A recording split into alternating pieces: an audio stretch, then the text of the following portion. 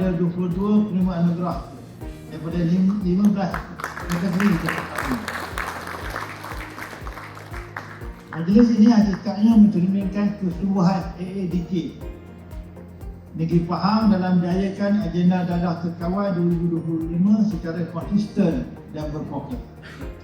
Setiap usaha, setiap pengorbanan dan setiap sumbangan, sama ada besar atau kecil, adalah nadi kepada kejayaan kolektif kita dalam menangani dadah yang semakin mencabar. AADK Negeri Pahang telah membuktikan tanggungjawab dan profesionalisme melalui pelaksanaan program pencegahan, rawatan, pemulihan serta penguatkuasaan secara menyeluruh dan bersepadu.